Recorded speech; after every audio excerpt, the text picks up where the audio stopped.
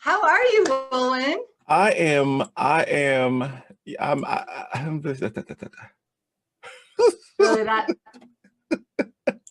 that there's just that much. Like I am we're gonna condense it into data bits. yeah. But I just, today I said to myself, I was getting ready and I saw this. So it's a Nigerian necklace, a male necklace, and it has the bracelet to it. So when you go into weddings and ceremonies, you wear it, and it's really, really heavy. And I said, you know what? I'm gonna go wear it, and show all my wares today. And, just change it up a bit. That's it. You style it, man. I tell you. Well, that's the ceremonial part says a lot right there. I mean, it almost feels to me today. I mean, we always say this, and I certainly feel it. And this is one Mm-hmm. of my favorite times, in the month is when you and I get to talk. And Gotcha. so it's a ceremony just within itself. Hey. So I'll say that. But also, I don't know about you, but the last 2 weeks, I probably had to call a friend of mine. I said, what is going on? Because I mean, literally from the last time you and I talked, Mm-hmm. series of D's in a row, it was this friend being diagnosed with cancer. Ooh. This person, their husband walking out on them. Mm. I mean, it was like each day something different. And then my brother actually was rushed to the hospital mid part of last week Oh my goodness. with extreme back pains, which my parents both suffered with during stress times, throughout my upbringing. So, it kind of, I guess, runs in the family. Knock on wood, I haven't had it Hey. yet. But, this is my baby brother, so he's 48. Mm-hmm. But it saved his life, the doctor said, because when they got him there, they couldn't get his heart to get back to normal. Wow. And they ended up finding a blood clot in his lung. And the doctors were like, he could have been a stairwell away from either a cardiac issue or a stroke. Wow. Yeah, so he's home now. He's resting comfortably, and they've got him on the blood thinners and all that stuff. But but the one thing that I find in all of this is in all the patterns. I also got a text yesterday that two of my good friends are both in the hospital because they had an accident. They're a married couple. Mm. And I'm like, good Lord, but all the patterns, when I stop and think about it, Mm-hmm. knowing the people and even some of my own stuff that's been coming up, and like knowing my own patterns. Yep. There are these amazing lessons. It's like we're having this shakedown, right? Like all of the things we've been doing, that just have not been serving us, and it's, how did I equated it today to a client as that blankie thing. So we've had a blankie since we were 2, and it's nasty. I mean, this blankie at this point in our lives is nasty, but we're clinging to that blankie because it's like, no, and God's like, you got to let go of the blankie. And we're like, no.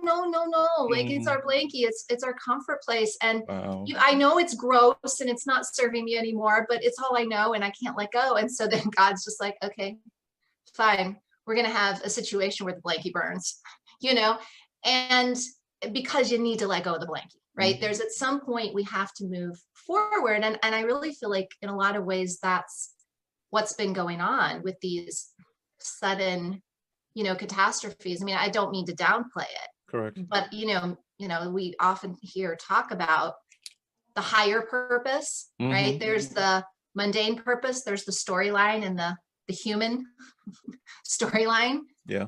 And then there's the higher purpose. And I always try to look at the higher purpose because that perspective gives me peace, brings me peace. Correct. So, yeah. So I've been seeing some outrageous storylines, blankie lines, as I've been calling, like the blankie, that on one side, you just pray that it's going to be okay. On the other side, it's brought me a tremendous peace. Certainly with my brother, it's brought out some incredible conversations. Correct. I mean, I have had some really great conversations with him, in the last week and a half or so. And so I can't see these things as bad. I mean, it's, You know, I know some people may argue with me. Mm, But at the same time, I've been in awe. I think I've been humbled. You know, these moments when I mean, and this is nothing like what some people are dealing with right now, but you know, when you're brought to your knees for whatever reason, and you're humbled to the fact that you don't have control. You just don't. The best you have is what you got in the moment. mm, And you know, this year there's a lot going on now, even I think that has us kind of thinking in terms of fear. You know, I mean, I know a lot of people have shut down, locked down, not going to Thanksgiving with family, not, you know, because of COVID. And I'm not here to judge. It's not, there's no right or wrong. Like people get to do what's comfortable for them. correct. But all I ask people is this a decision you're making out of fear or out of intelligent choice? Because anything we respond to out of fear usually doesn't end well. And I don't mean that in an apocalyptic kind of way. I mean that we miss out on something, right? We miss out on feeling fulfilled in our choice, feeling at peace with our choice. Because when we're making a decision based on fear, it's not really a choice. It's a reaction. I mean, it is a choice. You know, we're choosing fear, but Correct. it's not an intentional choice that is an empowered one. We're giving our power away in making this choice. We're sacrificing ourselves for the mission in this choice when we're making one out of fear. And that's all I want people to think about is this a reaction to the, oh, how awfuls? Is this what the news is telling you? You know, or is this a calculated decision based on what you feel is right? And like I said, no judgment either way. I'm not here to say what's right or wrong. I'm not, you know, if you talked about last time, I thought it was so beautiful. You're like, I must stay neutral. I can't take sides. There's something in me that's so deeply rooted that I'm realizing I am not here to take sides. That's not what life is about. It's not about sides, as we talked about last time. Yep. So I just feel my husband put a post up about, I don't know if it was specifically about Thanksgiving or the holidays, but something around similar to what I just said. But I mean, the reactions, you know, and I always tell him, like, you know, you got to know better. But, you know, he's one of these guys that just likes to poke the lion, and not to cause instigation to get under people's skin, but to have people think. That he doesn't do it to piss people out, although people choose to be pissed off, but he really does it to get people to think. That's just his personality. Gotcha. But I'm always sitting going, get ready. Because, you know, if you're putting this on Facebook, you got to know you're going to get some. Correct. And what's interesting is the people who agree with the power of choice and not giving your power away when you're making choice are just like, hey, good point, man. The people who don't agree, it's like, blah! You know, there's this 100, you know, page response. And it's just kind of like, huh, that's interesting. Right? It reminds me of when I'm with my clients is nobody takes time to celebrate, but they take a lot of time to look at what's wrong. We pour so much energy into the and very little into the yay. Look, you know, so I thought about you sometime last week and I was like, hey, can't wait, you know, to talk. And because I think if we talk during the week, we wouldn't have enough to talk about now. So I'm using this as a sacred space to say, you know what, I'm going to keep this until, oh my goodness, I want to talk to her. I want to talk to her, but no, I'm going to wait.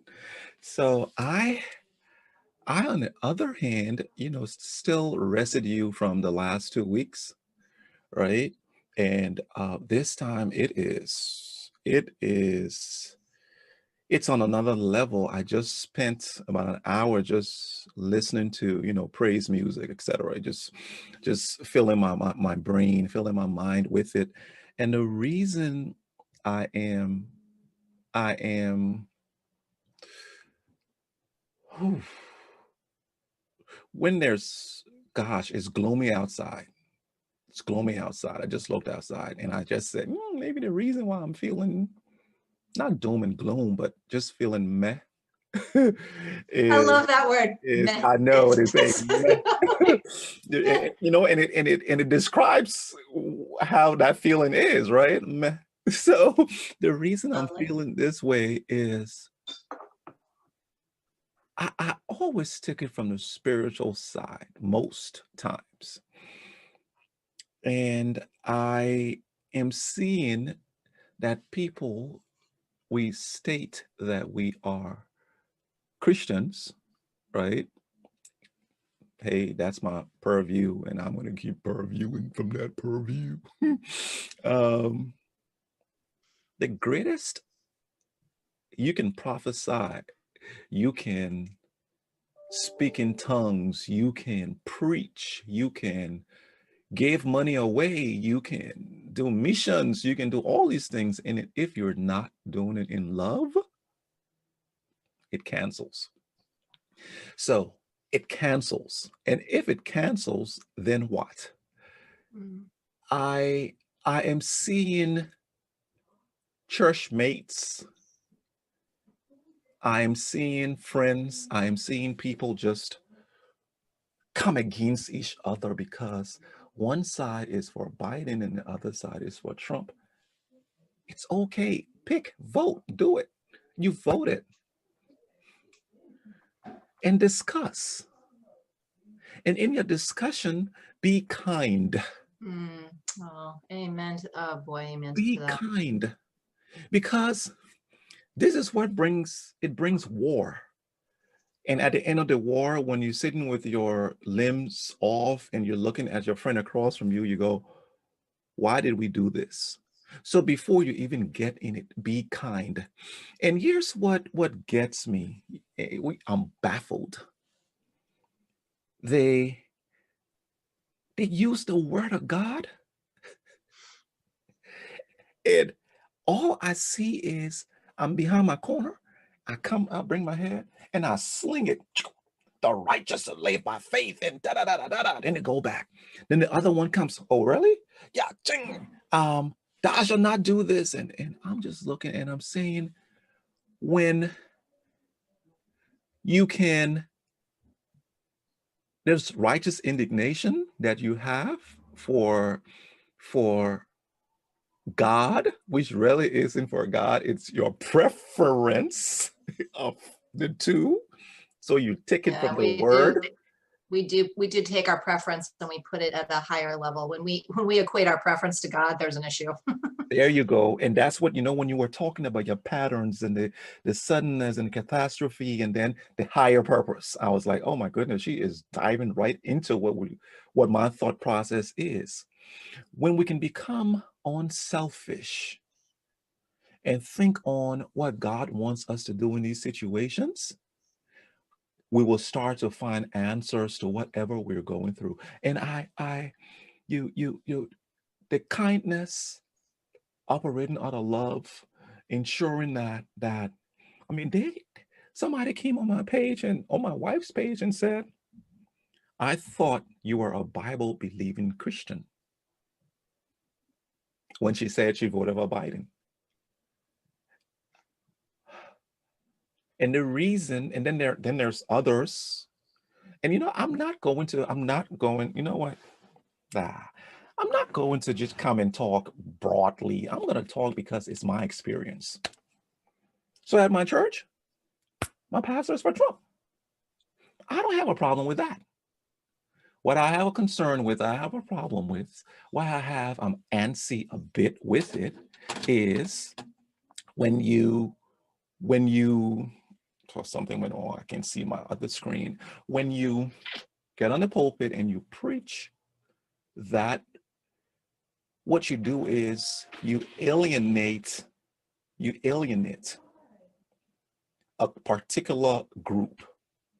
And whichever group that's on your side, that's in favor of what you're doing, let's continue. It's still streaming on Facebook. So that's Awesome. it's still streaming. So let me just refresh it. So we had a power outage here. Oh. I know. So here's the where was I? I was right in the middle You of were talking about your pastor and you so didn't have yeah. a problem. Yeah. So pastor goes and he talks on this and he base the reason for voting for Trump on the Bible. Even I'm if I was surprised it's even in conversation. When did church and state get back together? more so when I was in another church and the pastor brought a Wick County board that was in my favor, right? I said to myself, something, and the person got on there and spoke. I was like, man, I run from politics and come here for my mind, right? So when the pastor did that, you base the choice on you base the reason on the Bible.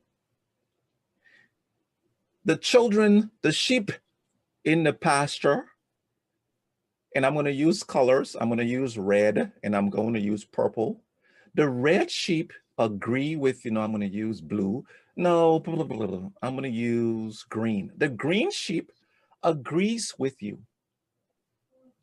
The brown sheep or whatever color go, but that's not how I feel. That's not what I do.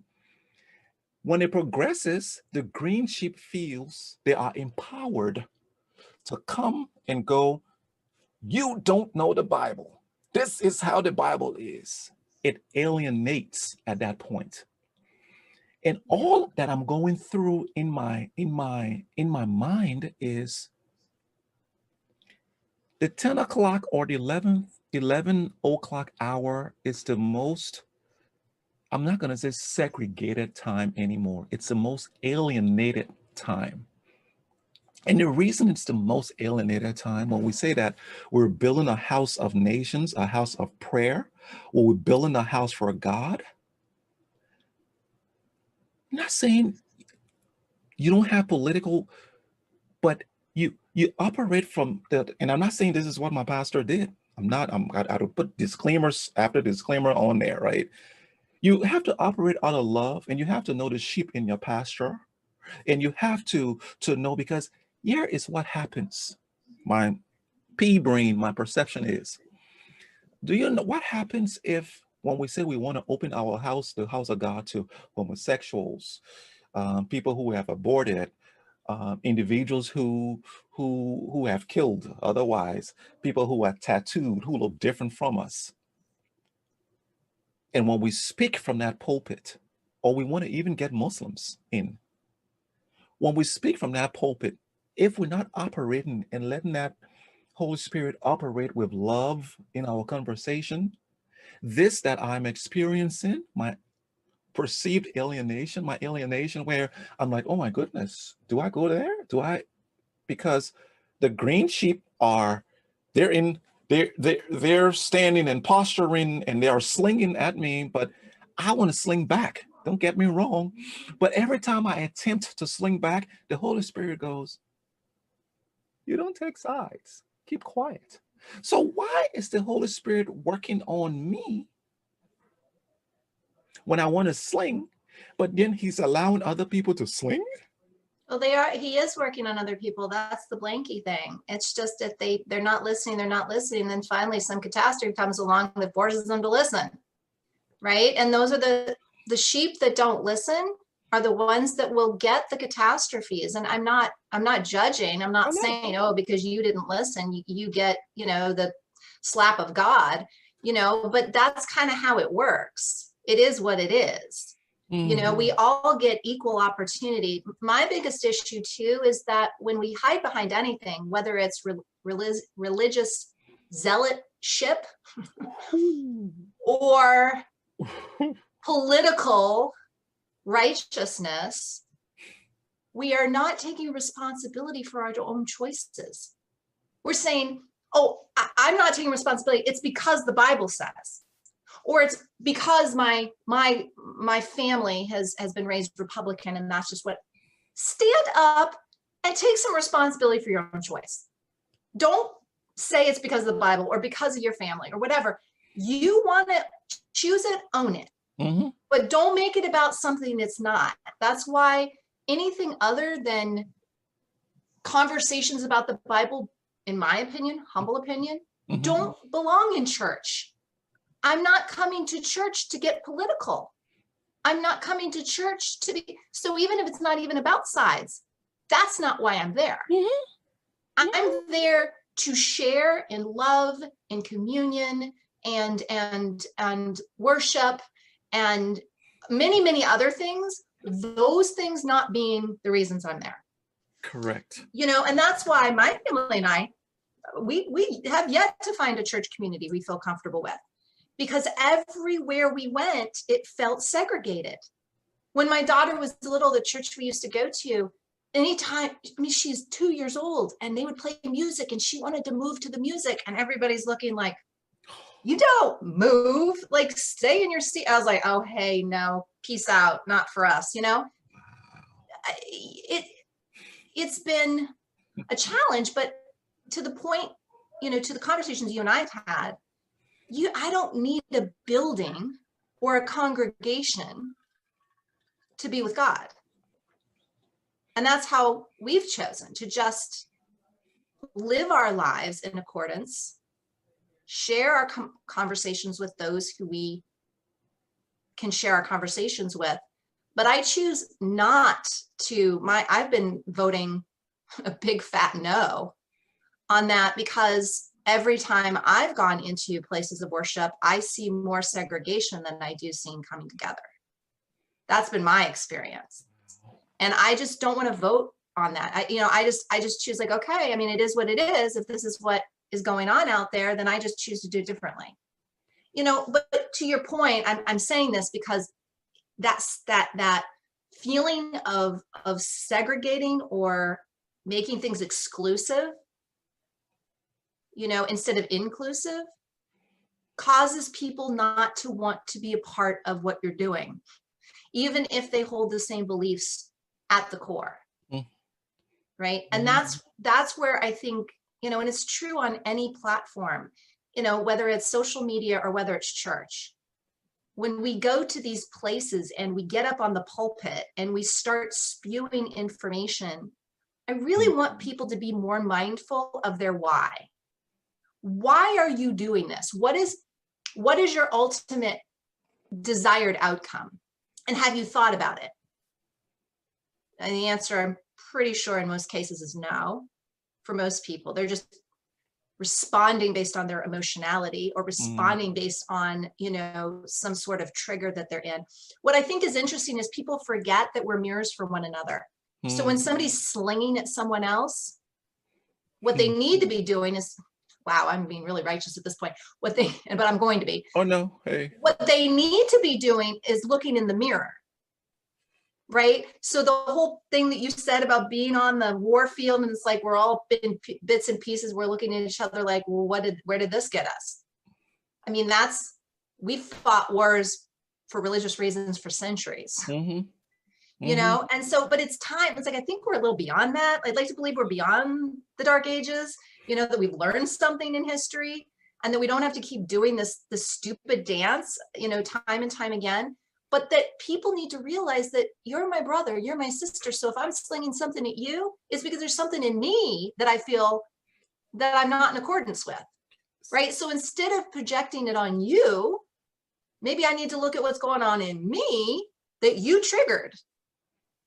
And if people would get that right, there would be so much less of what we're seeing right now. People don't want to take responsibility.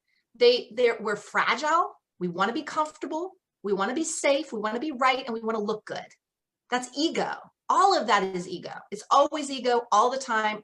I don't care. No exceptions. Yep. And so if we ask why, and it has anything to do with any of those four things, we need to think twice before we start tapping away at the keyboard and putting stuff out there. And, I hold, I mean, again, talking more about walking the walk, I hold myself accountable to that practice. Yes. Right. So whatever I'm saying, I'm doing. Do I always do it perfectly? No, I'm human. Right. But do I always strive to do it? Amen to that. Yeah, I do. And so I think that that's the piece too that I'm seeing, is that the mistrust that we have when people get up to talk about these things. We're like, dude, I saw you last week. I had this problem when I was in undergrad because I went to a Jesuit school, and I would see all my Catholic friends saying one thing in church and doing something totally different on the weekends. And I'm like, wait a minute. You claim to be this, but then you're doing that, and that's totally going against what you claim. I'm confused. What, like, which one is it? And I have no, fine, live your life however, but don't claim to be one way and then not be that way. And that congruency is what is hard, or that lack of congruency is what's hard for all of us when we see these people, you know, the church leaders or leaders of any kind, you know, getting up and saying one thing and doing another. I mean, that's the boy who cried wolf. We can't trust it. Like, who are you? And if you're not being who you are, then you have no right to stand up there and tell the rest of us what we need to be doing, or what we should consider or think about, because you're not doing it, right? You're creating division. You're creating the lack of, you know, an environment that makes it hard to love, hard to accept, hard to look in. You know, people aren't vulnerable when they don't feel safe. Right? So creating an inclusive environment where people feel safe to be vulnerable so that they can learn from their mistakes and learn from their missteps and be honest and upfront. And more than that, embrace their dark side, because guess what? We've got good and evil, folks. Oh yeah. This whole conversation about we're all good and they're all evil, knock it off. It's just not true. There is no all good and all evil. And this, the people, what do they say? The one who smelt it, dealt it. You know, you know, the person who's sitting there crying, oh, he's a whatever, he's a what, one finger out, three fingers back. Like, come on, we know these things. Yeah, Traci. Right? So I feel you. You could tell I'm I know, I get you too, sis. You know, you talked about all the various things that came, you know, all these different events in your life, in your family and friends, right? The suddenness, the blankie syndrome, if we may call it, a framework.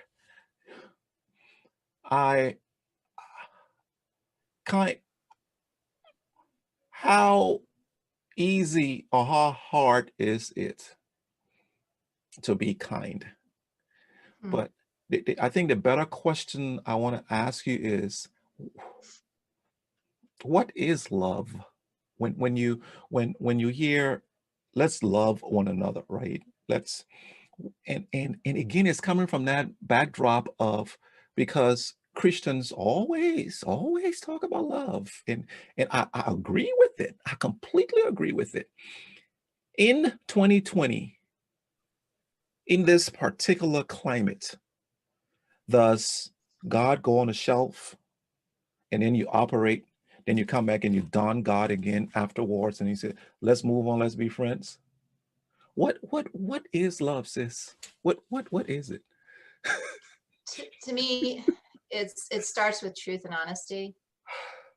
It really does. You know, love is reverence, love is honor, love is clarity. You know, I mean, I've said so many times to friends and other ones, you know, clarity is kindness and kindness is love. You know, when I say to somebody, this is what, you know, would you be open to the considerations of my feedback? And that person lets that in, and I tell them in all truthfulness what I observe, and I own it as my own observation for whatever, however this may be helpful for you, because I care. If I didn't care, I wouldn't bother. Right? And it's not being nice. I think there's a big difference between being nice and being kind, right? I remember having a conversation a couple of years ago in a networking group that I was in, and I was in a situation where I was on the committee that either accepted new applicants or didn't based on fit. Gotcha. And there was a woman who came through, and I just didn't find her to be present. When she came to the meetings, she was, off talking to people. She was on her laptop during meetings, during networking meetings. Uh-huh. And when my time came to be able to give her feedback, I said, could I give you some constructive feedback? Oh, I love feedback. Feedback's fabulous. And when I told her, she didn't like it. I just said, my experience with you is that you're not present. And I'm concerned about that, because in order to really help one another in this chapter, we have to be present with one another. And I'm just concerned that maybe that's not where you're at. I was very honest, very kind, very, and when it came back at the end, she just lashed out when she wasn't accepted. And it wasn't just my vote. It was, I'm not the only one voting on this island. She told the person who gave her the news, oh, Traci Phillips is not a nice person. And when I was told this, I said to the woman who told me, I said, that may very well be true. I'm not trying to be nice, but I am striving to be kind. Right. And niceness can be about not being truthful, making, feeling like it's my place. Love is. Okay. So Traci had, I don't know, I still see myself working here. And we were discussing love. And I'll wait for her to get back on. It's just, before we speak, before we do things, as we are engaging with one another during this time, or any time for that matter, we have to truly understand that words mean a lot. Words mean so much, that we have to think, how is this going to come across? And we shouldn't be flippant, because our flippancy enables us to alienate. Our flippancy hurts. Our flippancy puts us in a corner, or we divide. It's so important that in this season, that we care, that we show love. It's hard to do. It's very hard to do, but you have to truly gird yourself and make sure that it's a higher purpose. It's not you controlling it. Welcome back, Traci Phillips. what you lose power, and then I lost power. So that's what's happening in North Carolina.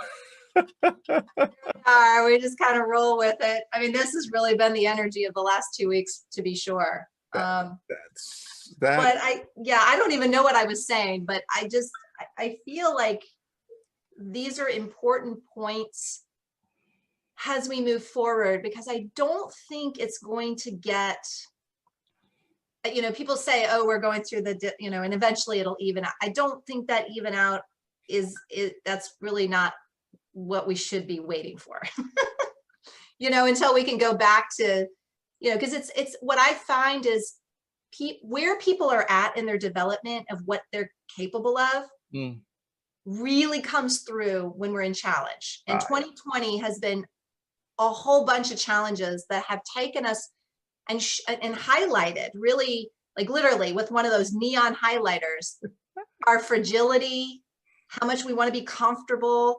And as soon as we're not, we turn on each other. Like, I mean, I've seen people in families, loved ones, turning on each other like a dog fight. I mean, it's like, like, come on. I mean, do you think maybe if we step back, we might want to look at the fact that we need to develop a little bit of resiliency and, good, crucial conversation strategies, and, how is it to hold a space? Because I mean, before we can get to the concept of love, which, by the way, what's coming through for me is that 2021, and what I wrote this down, what did I call it? It is the theme for 2021 is follow your heart. I really feel like coming to 2021, more people are going to be making decisions based on their heart and not their head. But in order for us to get to that place of self-love and love of other, these other things need to happen first. I mean, we've been living in concept land. You know, we've been living off of the concept of love, the concept of God, the concept of walking in faith, the concept of, but to the point that we were talking about last time, the walk, I don't think we're really very good at actually applying the concept. It's a construct, right? And yet when we look at our lives and how we're operating within them, again, and I'm talking as a collective, so nobody get personally defensive here, you know, is that we don't even, I mean, it's kind of like expecting ourselves to drive a car when we're a toddler and haven't learned how to walk yet. You know, we need to learn these basic kindness, you know, acceptance. We are a culture that is so bad. I mean, if you think about what you came from in your country and what you've seen and what you've experienced and how that has made you able to accept things in a different way. You know, I always know people who are really good at, it is what it is, you know, we're going to accept this and work with it, have been through some stuff.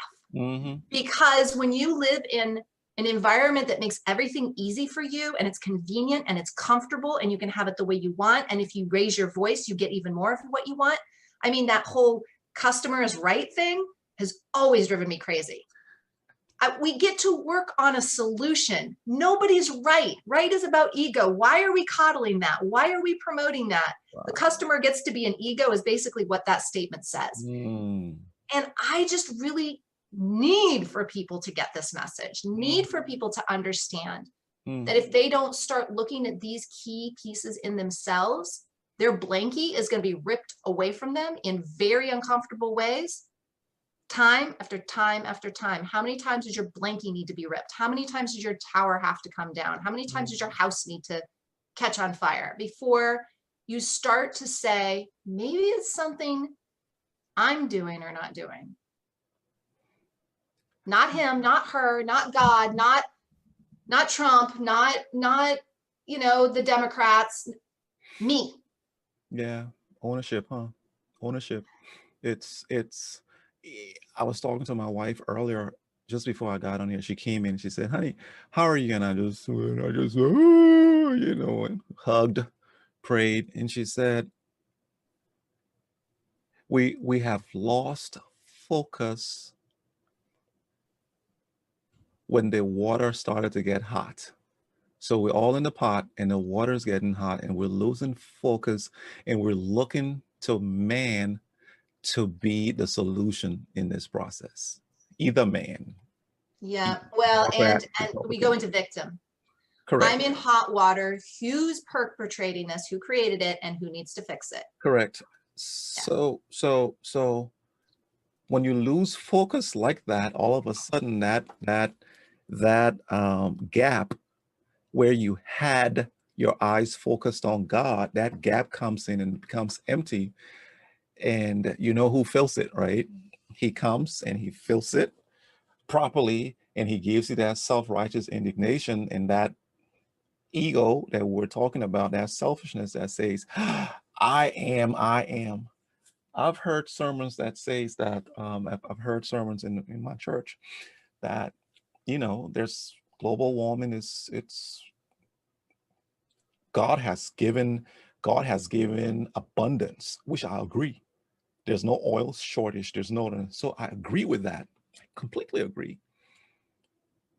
In 2020, why is it that if Trump leaves, America's going to the dump?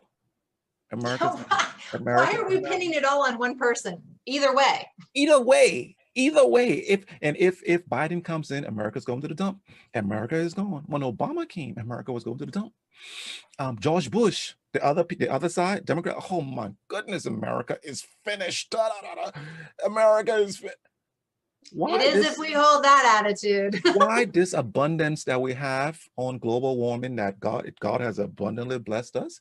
Why is it that any man who comes in this position, I'm not looking to him for my blessings. I'm not looking to him to keep me safe. I'm not looking to him for America. No president can save America. None.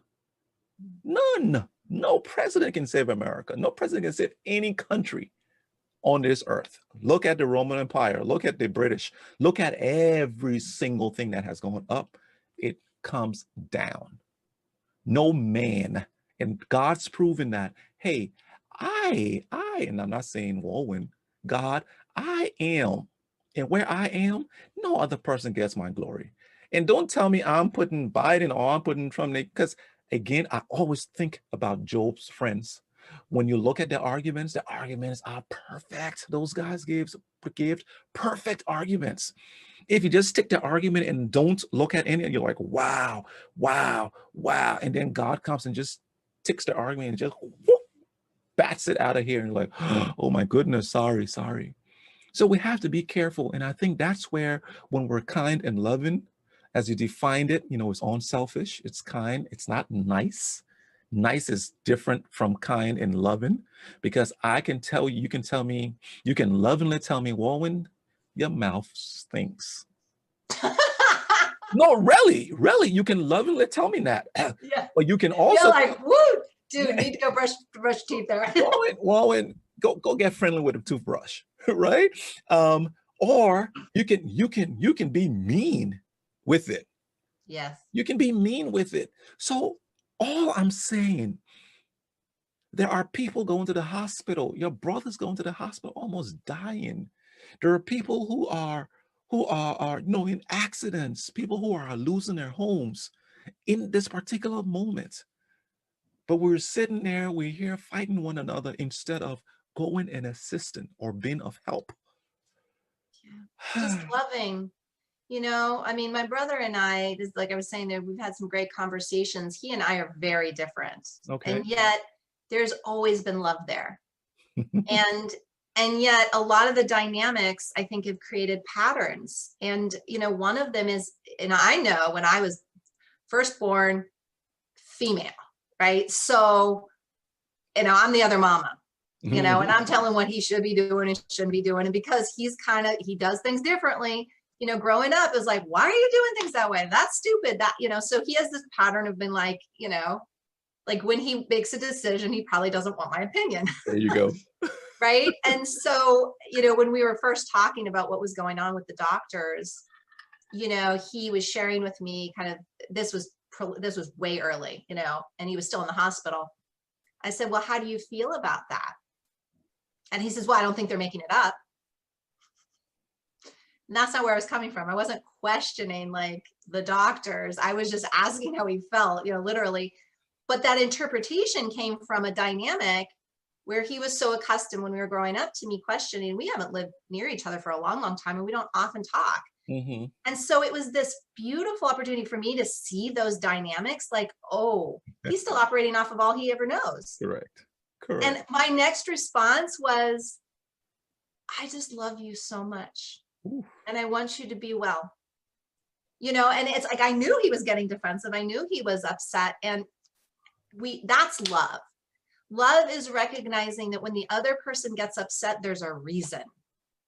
And they get to be that, love, unconditional love is loving people regardless of how they're acting, because we're not loving their actions. We're loving their being. I mean, any parenting 101 says when you deal with a child, you make it about their behavior, not about their person.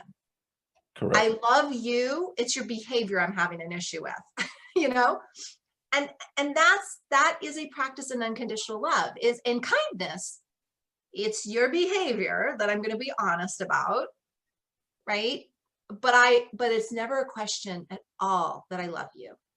Wow. And that, all I could do in that moment, it wasn't even worth it. Be like, oh, that's not what I meant. I just have stopped being the reaction to the defense, right? So when someone gets defensive, like, no, I didn't mean that.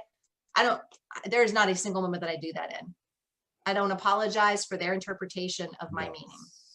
Yes. But what I do try to do is meet it with what I feel gets to be understood. In other words, in that place, The reason I was asking how he was feeling was because I care, because I love him. Mm-hmm. That's all. Mm-hmm. Mm-hmm. Right. And he got it. You know, when I called him a couple days later, when he was finally home, I said, I just really want to apologize to you. I'm going to get emotional. I want to apologize to you because I do realize those dynamics that you've lived under most of your life. And, you know, it was what it was when we were at that point in our lives. But I just want you to know that I take full responsibility and accountability for how I have trained you to be with me in a lot of ways. Wow. And I'm not trying to control or manipulate what you do with this information moving forward, but I just want you to know, you know, as my heart is open, it's really important that I be honest with and take responsibility for what I recognize I have done and what I have been. And I think that that's where I'd like to see the world be. I'm not saying be like me. I'm just saying that there's incredible release and relief and peace. And, you know, it's funny because the next day, my brother's kind of more of a like, keeps, you know, you don't want to play poker with the guy. You know, he keeps cards very close to his chest. But I got a text the next day. He says, that conversation meant more to me than I can tell you. Wow. And that's love. Those are those connective points where it's like, I got you, man. We are very different. We will always be very different. Yes. We will always have different opinions. He votes one way, I vote another. I mean, we couldn't be more. In fact, I was talking to a friend of mine who does astrology.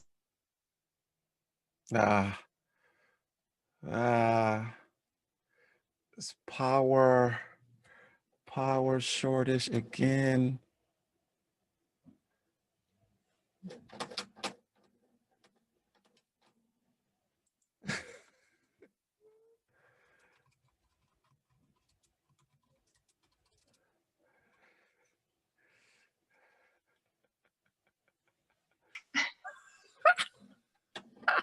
I'm over here having a soliloquy. Go ahead with this soliloquy, sis. Go ahead. Go ahead. Having a conversation with who knows who, maybe no one. But you know, you were saying how different the two of you were, how, you know, just, but still loving the being, loving the person, right? It's no matter what the ideology is, no matter what the ideology. That's why I asked someone, I was thinking about something. I said, Lord, if my child comes to me and says he's gay, or she says she's gay, I hate. Well, or will I love them back? Or will I love them the way they are? And just pray, right? Because I think I would continue loving them. I will continue loving them and ensuring that it's back online. I will continue loving them. The person who says they have a different ideology and I can't, and I keep slinging at you, let's just, I get you. I understand. Okay. I'm not going to change you. You're not going to change me. But let's be kind, right? Let's just be kind. Traci, my dear, you know, 5 more minutes, you know, you keep talking, sister. I'm enjoying you talk. We keep taking breaks, going back and forth. But, you know, I kind of back to what I was saying about children and raising them and saying, you know, making it about the behavior and not about their person. I love you, but it's your behavior. I think a lot of times when we really do have an issue with the other person's perception or the other person, think about it like behavior. There's nothing wrong with bringing up and saying, I'm struggling with your decision or your comment or your behavior. We need to not make it about the person, right? That's the thing that my husband and I were talking about when some people came back to his very loving post. It was just, you know, like, I choose not to get caught up in fear. I'm going to make my choices, you know, and so many personal comments. What are you, stupid? You know, like, why do we need to make it personal? Why do we, you know, that's the not separating behavior from person, right? That's the not loving. You know, that is not loving. That's not nice. It's not kind. No, It's not loving. It's none it's of not. those things, you know. And I think that that's the piece that I wish people were just like, I'm not saying don't ever bring up issues that you might have with what other people are thinking, believing, seeing, saying, doing, but just make it about the behavior, not about the person. Not the I person. really do believe that we are all good people. I mean, I guess there are some people out there who are legitimately, intentionally creating chaos and havoc and not nice stuff. But I choose to believe that at the core, people are good and that there's always a reason why we go in a different direction from good. Yes. And finding that place, like you were talking about bridging that gap, we have also, we get to ask for support. God is always there. Our ancestors are always there. Our loved ones who have passed are always there. We get to ask them because you know what? They're in a pure place.